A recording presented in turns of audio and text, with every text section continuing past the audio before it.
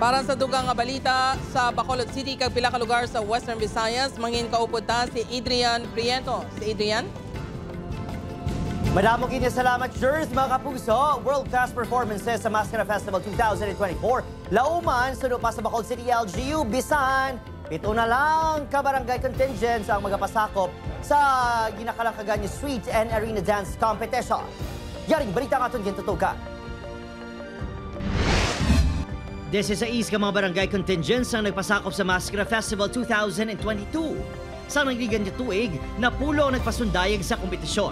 Subungat 2024, 7 na lang ang mag-perform sa Paglaom Sports Complex sa Oktubre 27.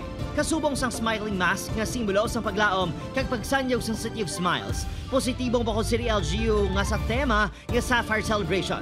World-class performance sa gihapon ang ihatag sang contingents. We may have 7, but I'm thinking that it will be more competitive. So mas matahom niya 7. So they have more competition between them. Sino sa alkalde, wala nakakomply sa liquidation ang pila ka barangay rason nga wala ang mga inigin pahanugutan nga magpasakop. Kagani, ginpahanumdom sa mga nagpasakop sa bunga tuig nga samtang temprano pa, hikuto na ang mga dokumento nga kinahanglanon. Kaya tapos malang no? Kung isiguraduhin nyo lang, i-collect nyo lang ang inyong mga resibo, ang inyong maging gastuhan. When you spend, imposible man nga wala resibo. Tapos kuha na, taguon mo lang na, ihatag mo, then you're liquidated.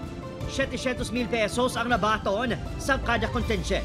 Bukod 7 na lang ang mapasakop. May sobra nga 2.1 million pesos apang hindi na inipag-idugang para sa awards o kon premyo.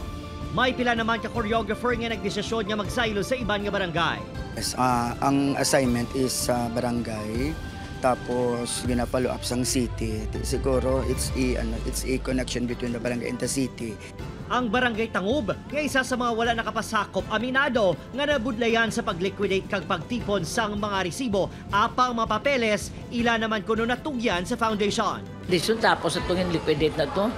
Di ambot ako nga ang mga kadamo pa sang question. Ambot la kay ato naman to sa babaw. Sinamon nga ang ginatawag pa kami di kay ato naman to tanan. Ang Barangay 21 naman, todo ng pagpanghanda para sa kompetisyon. Wala kuno ini-issue sa mga papeles. Yung tipid din namin yung papel. Kasi kada bakal yan, napa namin. Kada mo ililista. Samtang mga barangay nga napasawan nga mag-comply, padayon nga iga-require sang LGU nga magsumiter sang kulang nga mga dokumento. Opo, Kiril Casillo, Adrian Priatos, One Western Visayas.